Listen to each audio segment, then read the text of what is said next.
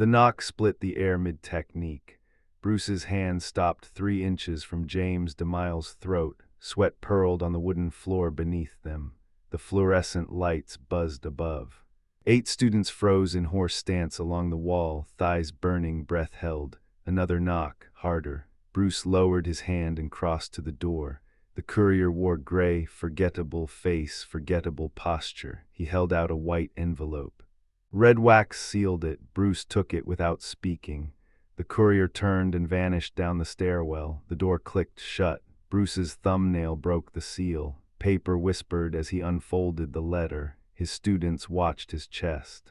The rise and fall shifted, slower, deeper. "Sensei," James stepped forward. Bruce folded the letter once, twice. His jaw tightened for half a heartbeat, then released. Class dismissed. No one moved. Now they bowed and gathered their bags in silence. James lingered near the heavy bag, pretending to adjust the chain.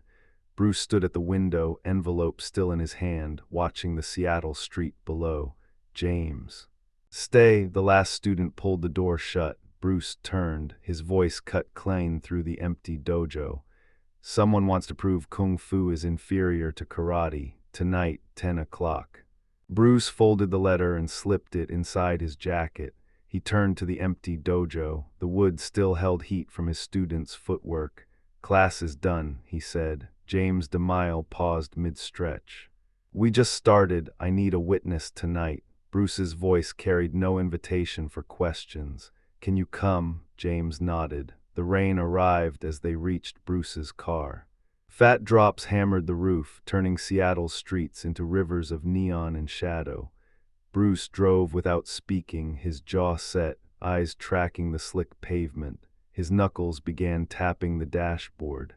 A soft, rhythmic percussion that matched no song James recognized. The silence pressed between them like a third passenger. They crossed into the warehouse district where streetlights flickered and died. Graffiti bled down brick walls. The smell of wet concrete and diesel fuel seeped through the vents. Bruce slowed, scanning building numbers barely visible through the downpour. He stopped. Ahead, a converted warehouse squatted in darkness, every window black, except one on the second floor.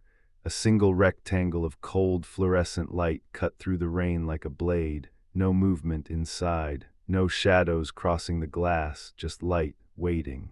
The door opened before Bruce's knuckles touched wood. No creak, no hesitation, just the sudden absence of barrier between them and what waited inside. Cold air rushed out, carrying the bite of floor polish and old sweat.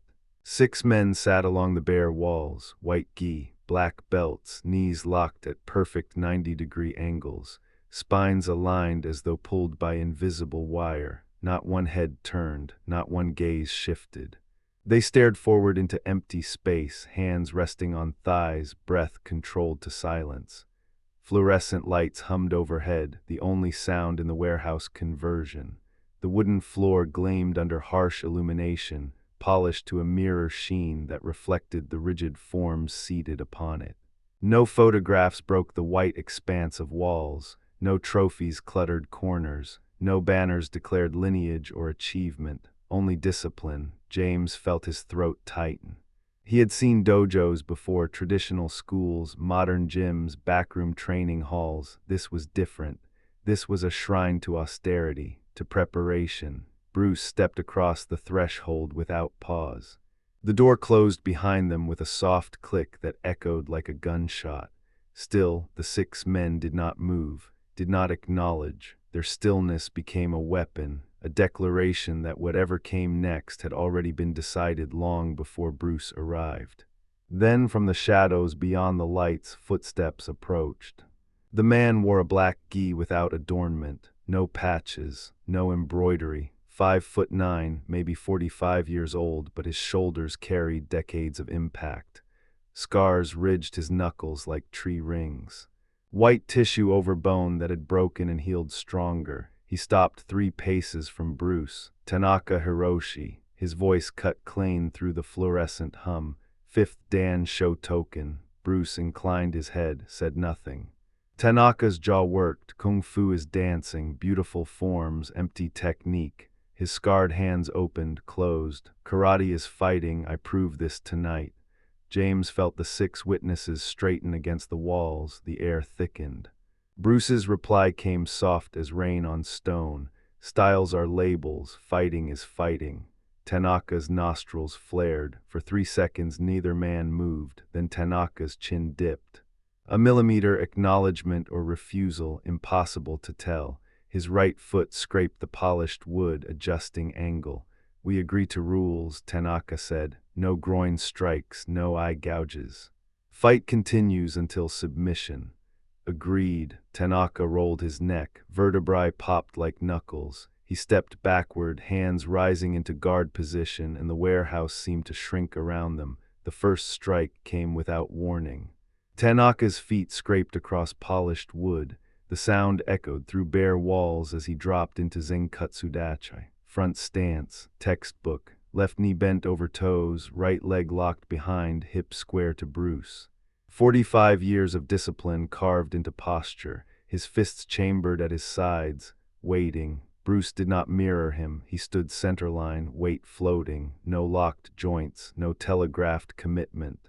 His hands rose, not clenched, not open, somewhere between, ready for everything, prepared for nothing. The 6 witnesses leaned forward, spines no longer rigid against the wall, bodies drawn by inevitability. James's breath caught in his throat. He had sparred Bruce 1,000 times, never seen him so still. Tanaka's scarred knuckles tightened, his rear foot pivoted, hips torqued. Right fist launched from chamber, Gyakuzuki, reverse punch, 30 years of Makiwara conditioning behind it. The strike screamed through fluorescent light, not a challenge, an execution. Bruce's weight shifted, an inch, no more. The fist passed where his ribs had been. Air displacement kissed fabric. Tanaka's arm extended fully, structure perfect, committed. His forward momentum carried him 1 step deeper into Bruce's space, exactly where few could survive. Tanaka snapped back into stance and drove forward. Jerry. Front kick piston toward Bruce's sternum, the snap of the gi audible 3 feet away. Bruce's torso rotated, an inch. The ball of Tanaka's foot whispered past cloth. Gyakuzuki reverse punch blurred from hip to center line. Bruce's head tilted, weight shifting to his back leg. Knuckles carved air where his jaw had been. Tanaka pivoted. Mawashi Jerry roundhouse cut horizontal, chambered perfect, hip torqued behind it. The whoosh of his shin split the fluorescent hum. Bruce ducked beneath, spine curved, hands loose at his sides. No counters, not one. Against the wall, Yamamoto's chin lifted. Sato's shoulders squared. Their master pressed forward, technique after flawless technique hammering space Bruce had just vacated. The Kung Fu man retreated, step, step, slide. Tanaka's breathing remained controlled, rhythm unchanged. His strikes carved geometry, angles drilled 10,000 times, power refined through decades. Each one could shatter ribs, each one missed by millimeters. James leaned forward, pulse hammering in his ears. Few could understand what he saw. Bruce's mouth curved, not a grimace, a smile. His eyes tracked Tanaka's shoulders, hips, feet, reading the textbook before each page turned. Learning the combinations, absorbing the pattern, and his weight had just shifted forward. Bruce moved, 1 step collapsed the distance. Tanaka's lead hand snapped toward him, but Bruce's fingers were already there, trapping the wrist midair. Before the karateka could retract, a straight blast hammered his sternum. The sound cracked through the dojo like a splitting board. 1, 2, 3, 4, 5 chain punches blurred into Tanaka's centerline. Each impact folded him backward, his shoulders hunched. His structure, decades of Zenkatsudachi drilled into muscle memory, bent. Bruce closed the gap to nothing, no space for reverse punches, no distance for kicks, only suffocating proximity. Tanaka's eyes widened. He tried to reset his stance, too late. Bruce's foot hooked behind Tanaka's ankle, a sharp twist, the master's weight tilted, then fell, his back slammed against polished wood. The sound echoed off bare walls. Bruce dropped with him. Knee pinned Tanaka's hip, forearm pressed across the collarbone. Tanaka bucked, 45 years of conditioning surging, but Bruce's weight distributed like water finding cracks, immovable. Tanaka bridged again, nothing shifted. His hand slapped the floor twice. The fluorescent lights hummed in sudden silence. James stared. The 6 black belts sat frozen, and what had just shattered in their dojo would reshape everything they believed about fighting. Bruce stood, bowed. Tanaka remained seated, chest pumping oxygen in ragged gulps. Sweat darkened the collar of his gi. His right hand trembled slightly, the one that had tapped surrender. "You did not fight like kung fu." The accusation hung between them. Fluorescent lights buzzed overhead. 6 black belts watched the polished wood floor gleam where Tanaka's knees pressed. "I fought like Bruce Lee." No pride colored the words, only fact. "I represent effectiveness, not style." Silence expanded. James shifted his weight near the door. The sound of his shoe, a whisper against wood, felt enormous. Tanaka's jaw worked. 45 years of certainty had evaporated in 90 seconds. His students had witnessed their foundation crumble. Traditional stances, perfected kata, lineage stretching back generations, all insufficient. Slowly Tanaka rose, his legs steadied beneath him. He stepped forward. The bow he offered went deeper than courtesy demanded, spine parallel to earth, hands flat against thighs, the posture of a student before a master. "May I train with you?" Few could understand what those words cost him. A 5th Dan Shotokan master, humbled, transformed, asking. Bruce extended his hand, not in dominance but invitation. What happened next would rewrite karate itself. Tuesday evenings became sacred. Tanaka arrived at Bruce's dojo with hands calloused from decades of Makiwara strikes. The first month, he demonstrated kata, 27 movements of kankudai flowing precise as calligraphy. Bruce watched, said nothing, then dismantled it. "What is this step for?" "Tradition. The kata demands." "No." Bruce's finger traced the motion in air. "What does it do in a fight?" Tanaka's jaw tightened. His students, seated along the wall, held their breath. Their master had never been questioned like this. Yamamoto's knuckles whitened against his knees, but Tanaka answered, demonstrated. And when Bruce showed him the same principle compressed into 3 movements instead of 7, stripped of ceremony and rebuilt as pure function, something cracked open. By month 6, Tanaka's reverse punch had changed, still devastating. Still precise, but now it lived at angles karate textbooks never mapped. His students sparred differently, responding instead of reciting, adapting instead of adhering. Sato won the Pacific Northwest tournament in May.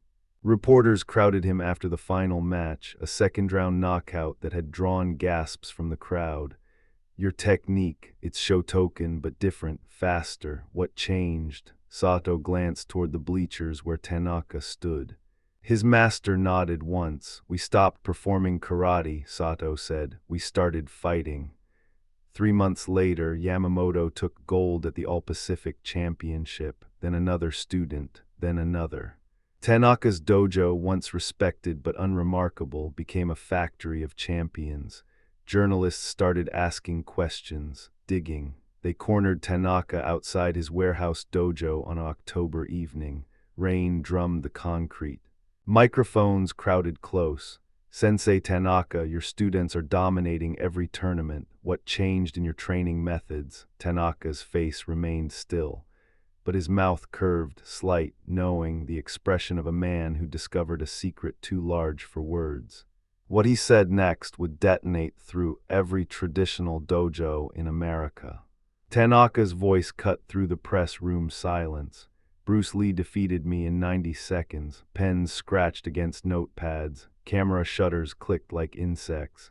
The scent of cigarette smoke curled beneath fluorescent lights. But then he spent 3 years teaching me." One reporter leaned forward, leather chair creaking.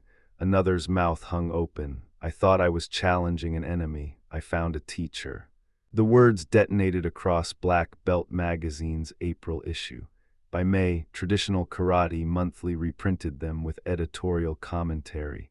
Dojo owners in San Francisco read the article twice, then called colleagues in Los Angeles. Instructors in New York debated the implications over coffee that went cold. Tanaka's students fielded interview requests weekly. Sato demonstrated the integrated techniques on camera. Yamamoto explained centerline theory to skeptical black belts who arrived testing, then stayed learning. Bruce watched it spread from his modest Seattle dojo, saying nothing. James caught him reading a letter from a Shotokan instructor in Chicago requesting training methodology, the first karateka to publicly integrate Jun-fan concepts. Others would follow. The challenge that should have built walls instead opened floodgates. Legacy doesn't announce itself with thunder. Sometimes it begins with a master brave enough to say, "I was wrong, and he showed me why."